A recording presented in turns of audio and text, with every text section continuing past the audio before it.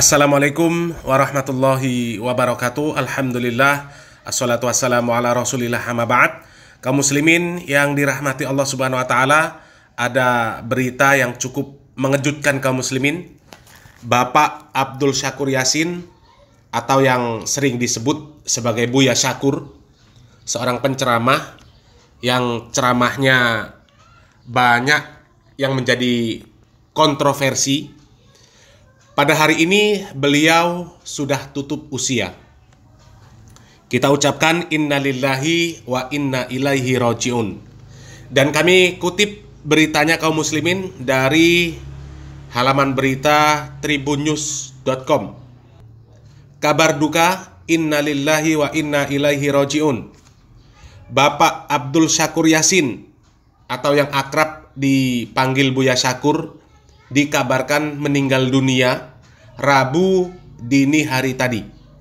Buya Syakur dikabarkan tutup usia di Rumah Sakit Mitra Plumbon, Cirebon, Jawa Barat pada Rabu 17 Januari 2024 sekitar pukul 1.30 waktu Indonesia Barat.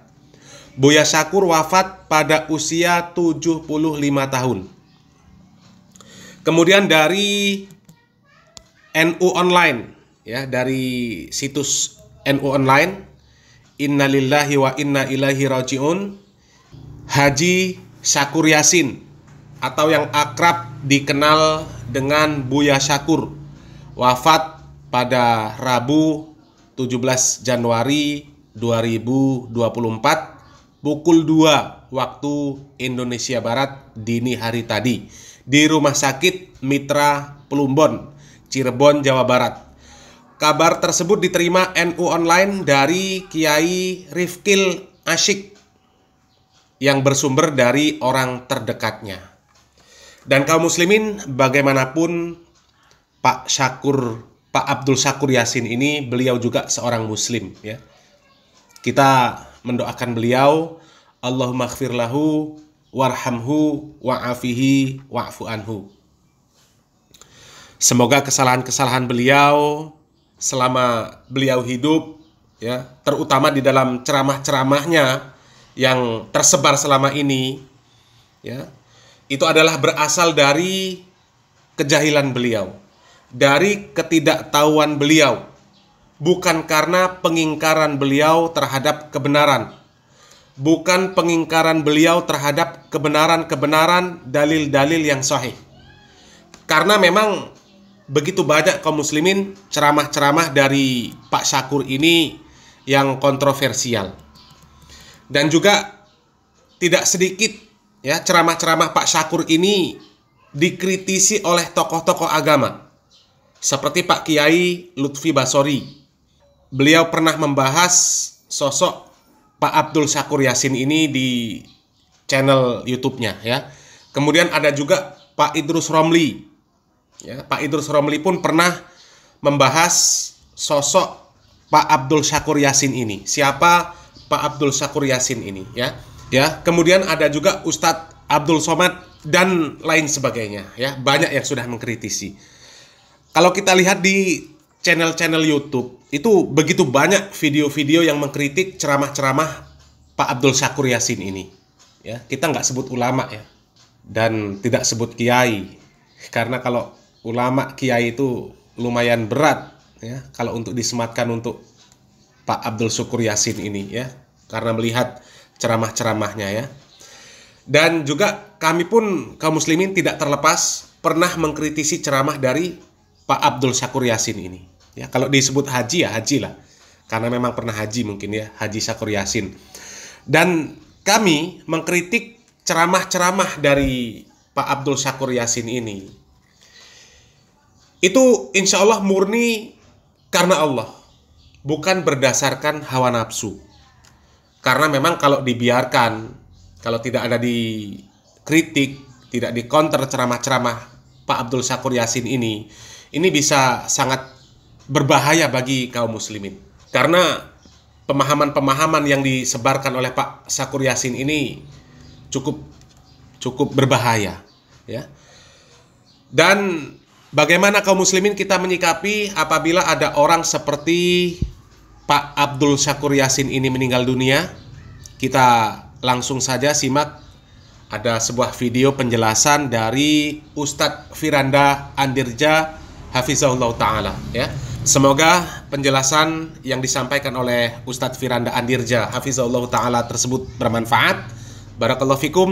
Wassalamualaikum warahmatullahi wabarakatuh. Ini ada pertanyaan yang unik, Ustadz. Bacanya agak ngeri sedap nih. Nama penanyanya tidak ada. Pertanyaannya adalah, Ustadz, bolehkah bergembira atas meninggalnya dai-dai ahlul bid'ah dan yang Ustadz atau Ustadz yang mengajak kepada kebid'ahan? Dari Pangkalaraya, Ustadz. Palangkaraya. Palangkaraya. Palangkaraya. Saya rasa kalau ada kaum muslimin yang dia penyuruh kepada kesesatan, ya, kita dari satu sisi kita sedih, ya, dari satu sisi kita bahagia. Dari sisi kita bahagia bahwasanya dia tidak lagi menyerukan kepada kesesatan tersebut, ya. Di sisi lain kita kasihan, ya. Kita sedih dia seorang muslim, hendaknya kita doakan. Dan seorang melatih diri untuk membersihkan hatinya, bahwasanya kalau dia pun membantah karena Allah, ya. Lihatlah Syekhul Islam Ibnu Taimiyah rahimahullahu taala, sebagaimana disebutkan oleh Ibnu Qayyim rahimahullahu taala, ya, dia menyebutkan bagaimana Ibnu Taimiyah ketika musuh utamanya, yang kalau nggak salah namanya Ibnu Makhluf, yang sering membantah, menyesatkan Ibnu Taimiyah, getol untuk menghabisi Ibnu Taimiyah. Ya, kemudian dia meninggal dunia, maka Ibnu Qayyim senang dengan meninggalnya tersebut, dia kabar gembira kepada Ibnu Taimiyah. Ternyata Ibnu Taimiyah lain. Dia yang dimusuhi, ternyata dia pun datang kepada keluarga musuhnya tersebut. Dia berkata, anggap saya sebagai bapak kalian. Apa yang kalian perlukan sampaikan kepadaku. Ya. Oleh karenanya Ibnu Qayyim mengatakan, kami tidak pernah melihat seperti Ibnu Taimiyah, sikap Ibnu Taimiyah terhadap musuhnya. Kami tidak pernah melihat seperti Ibnu Taimiyah sikapnya terhadap musuhnya. Bahkan kami berharap sikap sahabat-sahabat dekat kami kepada kami seperti sikap Ibnu Taimiyah terhadap musuhnya. Tidak pernah mendoakan keburukan, ya. Justru mendoakan kebaikan kepadanya. Bahkan tatkala musuhnya meninggal dunia, dia datang langsung kepada keluarganya, bukan bilang, toh bapak kalian tewas. Enggak, malah dia bilang, anggap saya sebagai ayah kalian. Ini lihat bagaimana seorang yang mendakwahkan kebenaran tapi hati bersih daripada keinginan dunia, dendam karena dunia. Enggak, semuanya dakwah karena Allah. Itu yang saya harapkan, bahwasanya kita tatkala menjelaskan kebenaran, kita tahu di sana ada orang-orang yang mungkin menyerukan kepada kebatilan, menyerukan kepada kebid'ahan. Ya, tugas kita menyampaikan, ya. Tugas kita menyampaikan. Tidak perlu kita benci, tidak perlu, mereka juga kaum muslimin. Kalau dia meninggal dan ada sisi bahagia, dia berhenti daripada kebiasaan buruknya.